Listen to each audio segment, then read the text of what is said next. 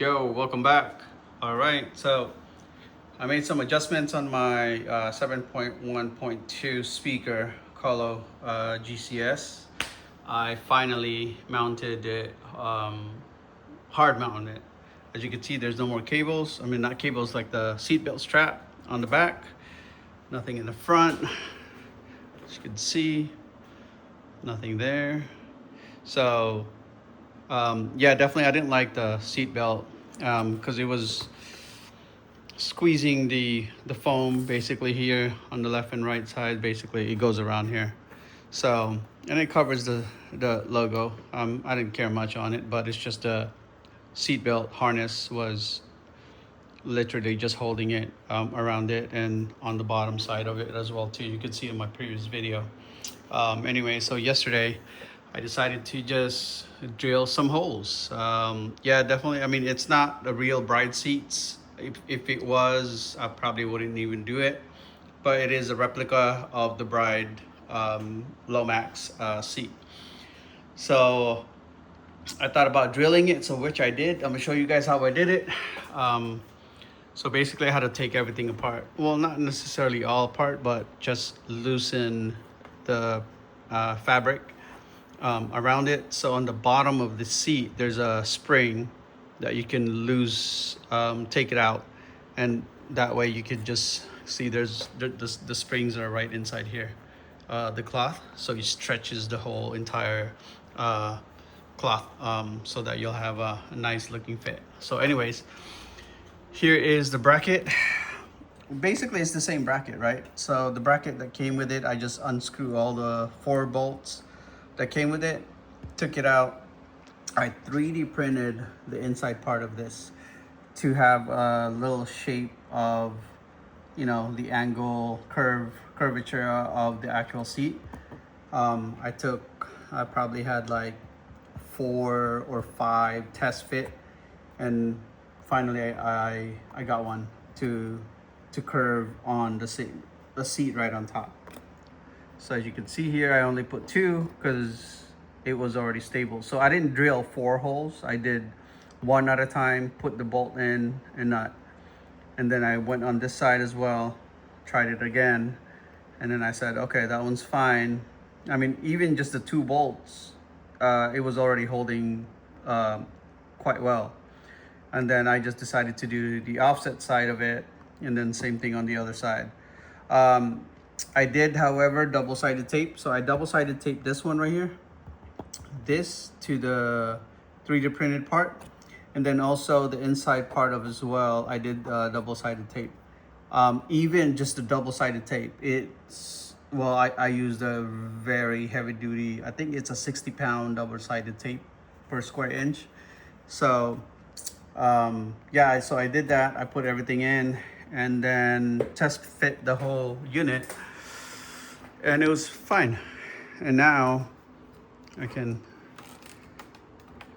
flip it up and no issues. Now I have no seat belts, nothing in on the bottom, nothing's, you know, no cable. So I did run the cable on the side underneath, under the cloth right here, all the way down. And obviously, if you look at my previous video, I went around underneath, under the seat. Right here, there's a cable right there. So under there, and then under this main unit right here. So there's a slot right in the middle, like same slot as the top one right here. I just covered this one. So slot all the way back there. So as you can see, worked great. I like it how it looks. It's a lot more cleaner. Not that I didn't, you know, the old one is a bad design. No, it's definitely not, because this literally is made for all types of seat, right? So you can technically use it for all bucket seats, racing seats, whatever. So you can still use the bracket that came with it.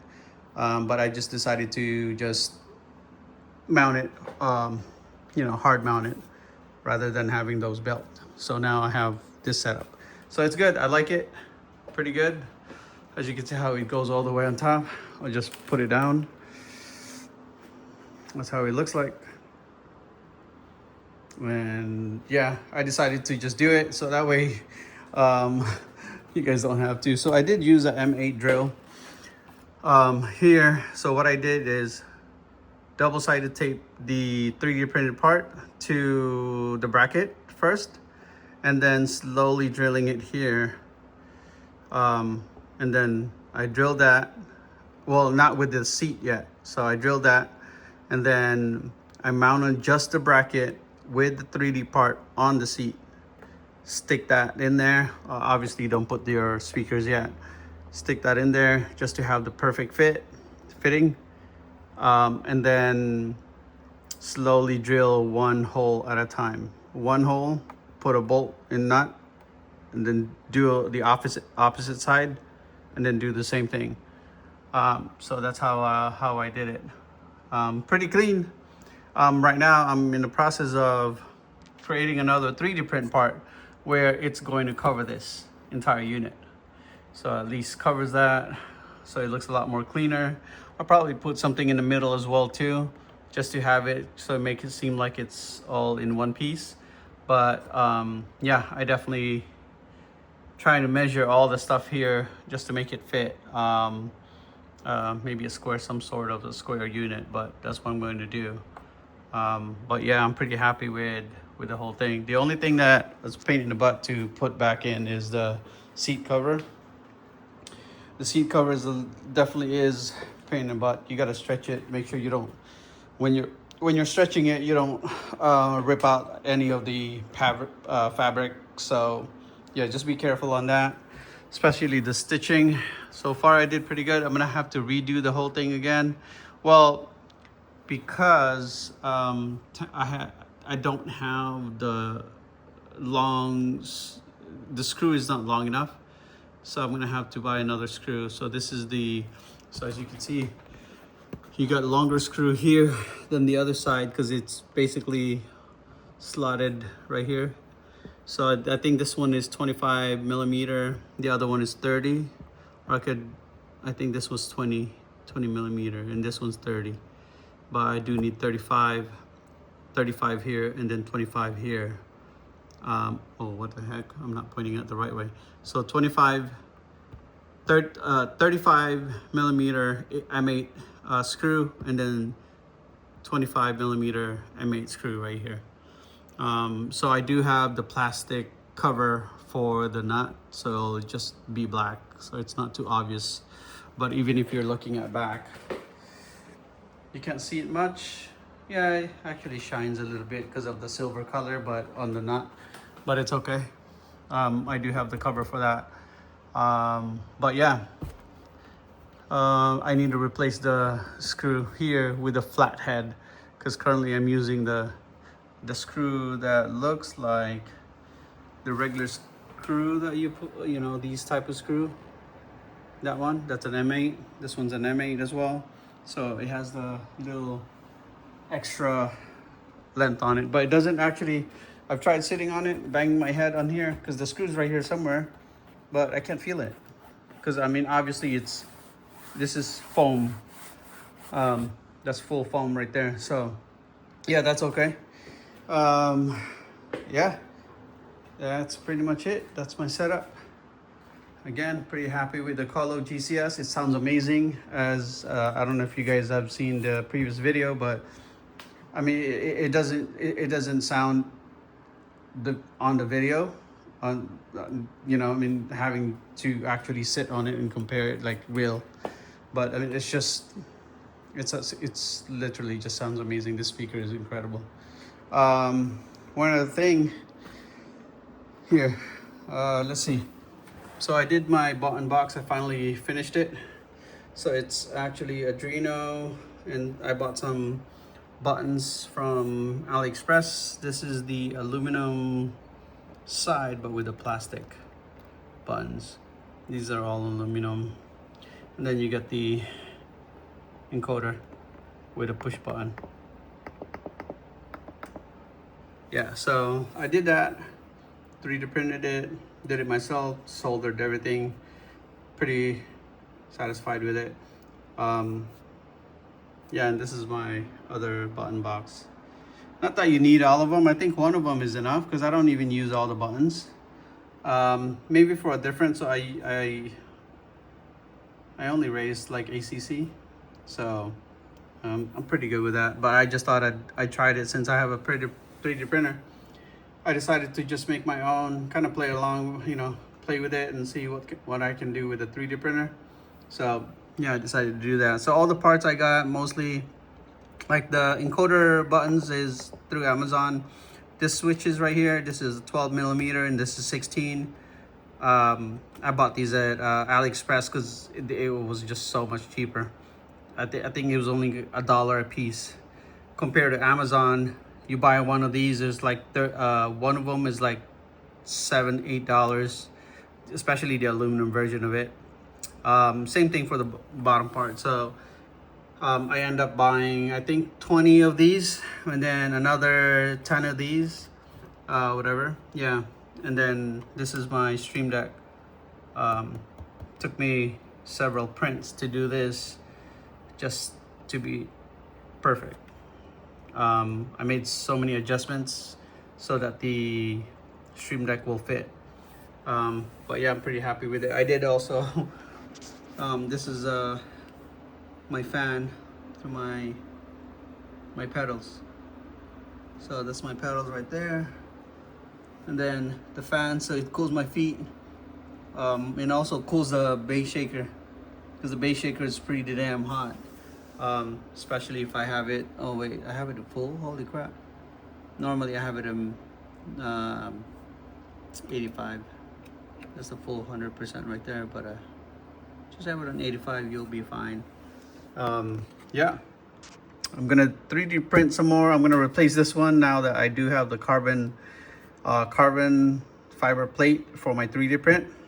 This was just a test fit. I just wanted to see how it looks. So I'm gonna print another one like this exact, and then however it's going to be carbon look, kind of like that. See, it has a dry carbon look on it, but technically just 3D printed parts. So, well, anyways, that's all I got. Oh shoot. All right. Yeah, if you guys have any questions in regards to the parts that I have, you can see the link down. I would highly suggest looking into this. It is a little expensive, but for the price, I mean, for what it is, I think the price is reasonable. And the experience is a lot better than what you'd expect. I know some people will probably use the headphones, which I do have. If you look here, I use the headphones right here. Right, so I had the cables there and all that stuff. However, if you want to use a headphone for this speaker, let me see if I can do this one hand. There's a jack on the bottom. Shoot, yeah, I can do it one hand. It's hard. There you go. So there's a jack on the bottom if you want it to be quiet if you're racing at nighttime. Sometimes I do, and the kids upstairs are already sleeping, especially my wife sleeping, right? You can't have this thing turned on. So that's a good part, that you can have that. This is a button to turn on.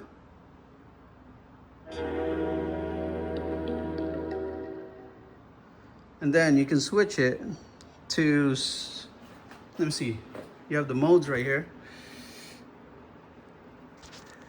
Let's see if I... FPS, Universal, Theater. So I put mine on theater.